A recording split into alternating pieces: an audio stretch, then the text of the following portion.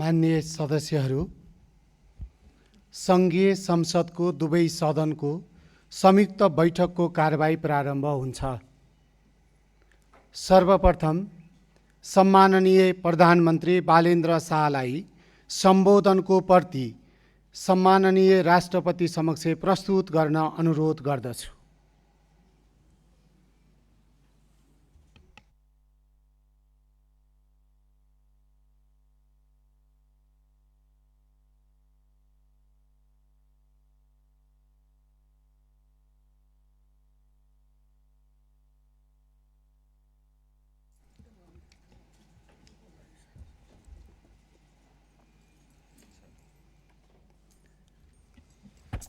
अब म सम्माननीय राष्ट्रपति महोदयलाई सङ्घीय संसदको दुवै सदनको संयुक्त बैठकलाई सम्बोधनको लागि हार्दिक अनुरोध गर्दछु।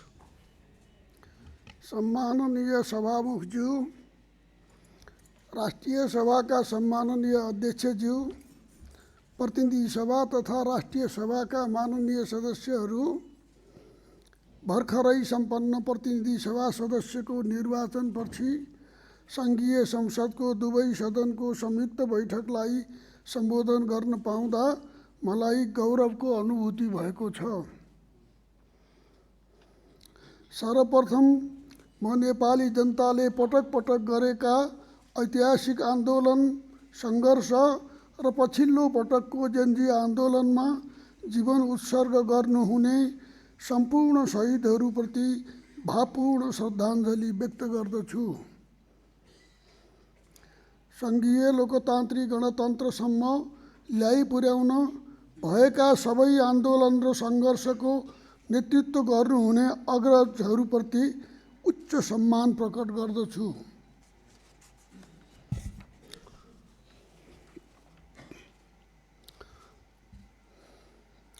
सुशासनको प्रवर्धन र भ्रष्टाचार नियन्त्रणका लागि युवा पुस्ताको आन्दोलन पश्चात मुलुकमा उत्पन्न जटिल परिस्थितिको निकासका लागि सुशीला कार्कीको नेतृत्वमा अन्तरिम सरकार गठन गरी 6 महिनाभित्र प्रतिनिधि सभा सदस्यको निर्वाचन गर्ने घोषणासहित तत्कालीन प्रतिनिधि सभाको विघटन भएको विषय हामी सबैलाई अवगतै छ। फागुन 21 गते तोकिएकै समयमा स्वच्छ, निष्पक्ष र शान्तिपूर्ण निर्वाचन सम्पन्न भई ताजा जनादेश बमोजिम सरकार गठन समेत भइसकेको छ। म यस अवसरमा निर्वाचनमा सहभागी हुने सबै राजनीतिक दल तथा उम्मेदवारहरू, निर्वाचित जनप्रतिनिधिहरूलाई बधाई ज्ञापन गर्न चाहन्छु। उहाँहरूको कार्यकालको सफलताको शुभकामना व्यक्त गर्दछु।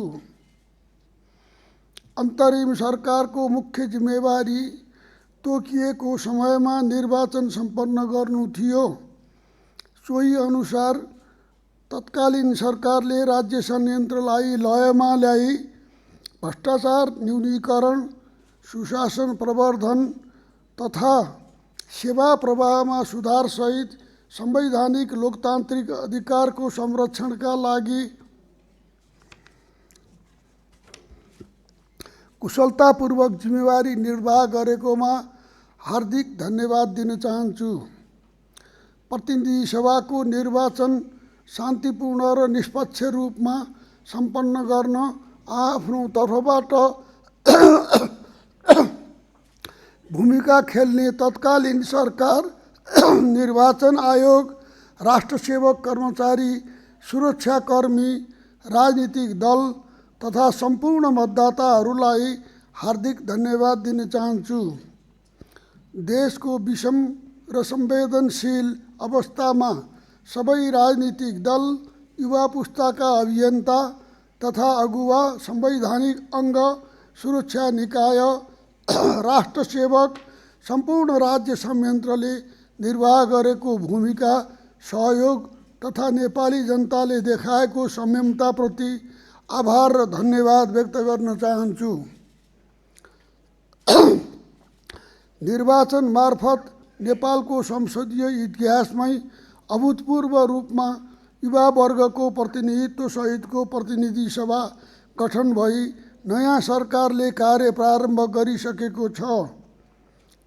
यसले सङ्घीय लोकतान्त्रिक गणतन्त्रात्मक शासन प्रणालीमा युवा पुस्ताको आकर्षण, विश्वास, सहभागिता र नेतृत्व विकास भएको स्पष्ट सन्देश दिएको छ।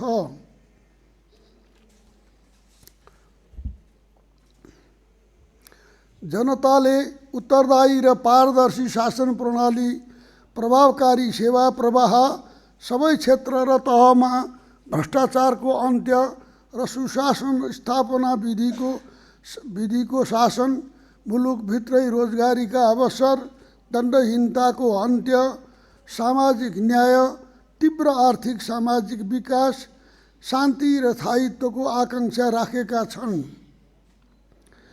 पटक पटक भएका जनआन्दोलन, सङ्घर्ष र पछिल्लो पटक युवा पुस्ताको आन्दोलन मार्फत नेपाली जनताले प्रकट गरेको मर्म, भावना र चाहना पनि यही थियो। जनताको यी चाहना पुरा गर्न संसदले नागरिक केन्द्रित जनकल्याणकारी कानुन निर्माण गर्नुपर्छ। निर्माण भएका कानुनको मर्म र भावना अनुरूप प्रभावकारी र परिणाममुखी कार्यान्वयनको सुनिश्चितता सरकारले दिनेछ भन्नेमा म विश्वस्त छु। साथै न्यायपालिकाबाट छिटो, छरितो, स्वतन्त्र र निष्पक्ष न्याय सम्पादन हुन सक्यो भने मात्र परिवर्तनका लागि अमूल्य जीवन उत्सर्ग गर्ने शहीदहरूप्रति साँचो अर्थमा सम्मान हुने ठहर छ। वर्तमान संविधान कार्यान्वयनको विगत 10 वर्षको अभ्यास र अनुभव हाम्रा लागि महत्त्वपूर्ण छन्। सङ्घीय लोकतान्त्रिक गणतन्त्रका आधार स्तम्भहरू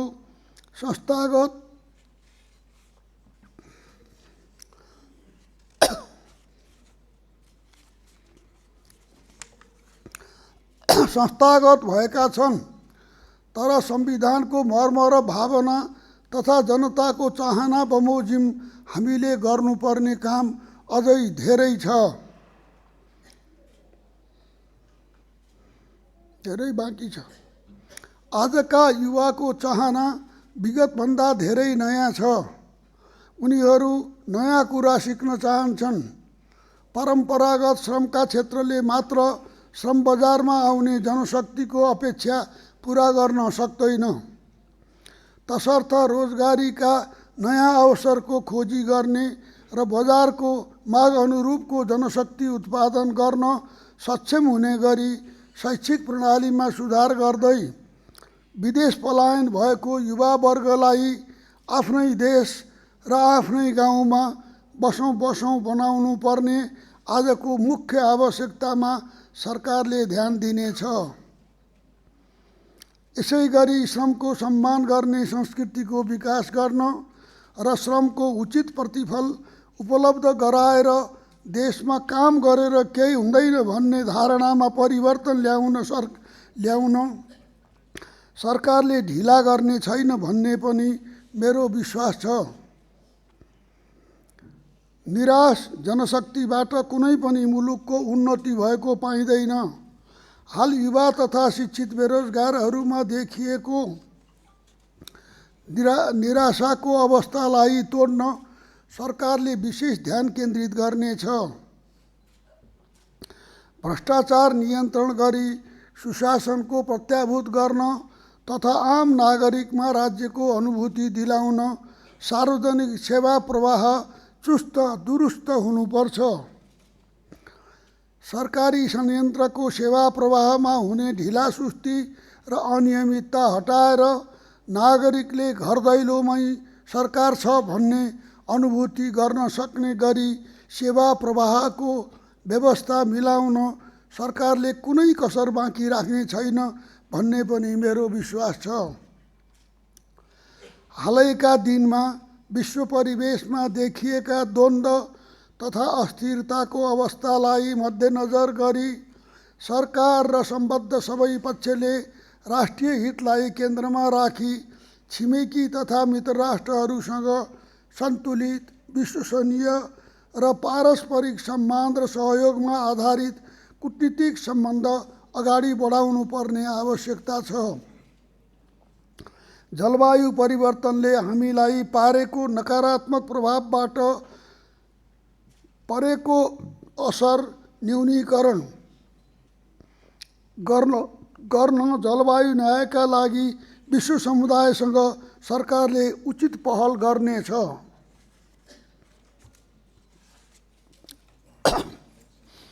मुलुकमा लोकतान्त्रिक गणतन्त्रको सुदृढीकरण, राष्ट्रिय एकताको प्रवर्धन तथा आर्थिक समृद्धिको साझा लक्ष्य हासिल गर्न हामी फुटेर होइन जुटेर, विगतका कटुता कोट्याएर होइन त्यसबाट पाठ सिक्दै एकताबद्ध भई अघि बढ्नुपर्ने खाँचो छ।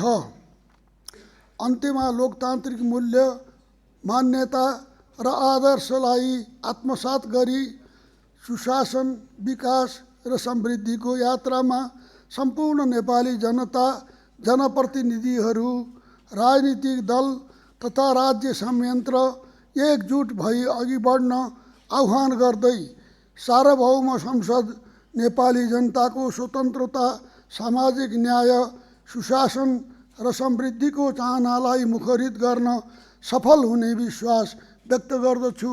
जय नेपाल।